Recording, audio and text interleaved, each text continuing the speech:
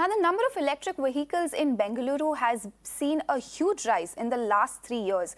The entire state of Karnataka has 50,000 EVs, with 35,000 of it in the capital city alone. Now, the use of electric vehicles in the IT capital has grown tenfolds in the last 3 years, and this is only expected to increase with the new policy announced by the Finance Minister Nirmala Sitharaman. Now, in order to boost the use of EVs across India, just like Karnataka, the government has introduced a battery swapping policy which will reduce the waiting time of EV users. The policy has been introduced owing to space constraints in urban areas for setting up the charging stations. Rise in number of electric vehicles in Bangalore city. If you compare to the yester years, in the last 3 years, it has shown a significant rise. Now we have reached around 35,000 plus vehicles in Bangalore city alone, and across the state we have around 50,000 electric vehicles, which includes all categories of vehicles like two-wheelers, three-wheelers and four-wheelers.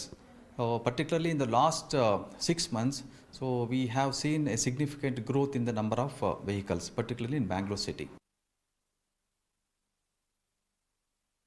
The fundamental requirement for the electric vehicles is the charging station. So, realizing the importance of the charging station, BESCOM, being a state nodal agency, has given a lot of importance, and we have built a skeleton network of charging station at 74 different locations, which includes 136 number of charging units. So, all kinds of charging units like which is suitable for two-wheelers, three-wheelers as well as four-wheelers of second generation is available in BESCOM office premises. So all these charging stations are installed in BESCOM office premises as well as other government office premises for the benefit of the EV users. Okay. In the union budget, there was a mention of a swapping of batteries and battery as a service. All of these, how is it going to help the EV sector? The battery swapping stations is expected to reduce the waiting time for the EV users.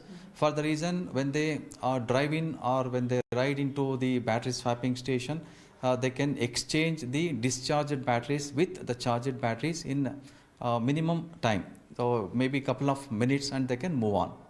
So that will be a greatest advantage for the battery swapping station, and in the budget also they have announced that support will be given to the battery swapping station. Okay.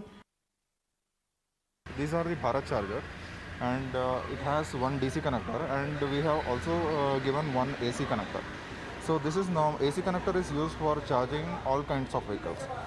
So for a three-wheeler auto rickshaw it will take around 2 hours, and for four-wheeler let us say Mahindra E2, it will take 4 to 5 hours, and we have e-Veritos, it will take around 6 hours, and we have Tata Tigors, the present vehicle, that takes around 8 to 9 hours. But in the DC charger, time taken is nearly 2 hours, up to 2 hours maximum. So some of the vehicles which has battery capacity around 18 kilowatt, it will take 90 minutes, 1.5 hours. And what is the amount that needs to be paid? What are you charging at present? Yeah. So the DC connector we are collecting 7 rupees, around 7 rupees 40 paisa, and for AC charging we are collecting around 7 rupees 20 paisa.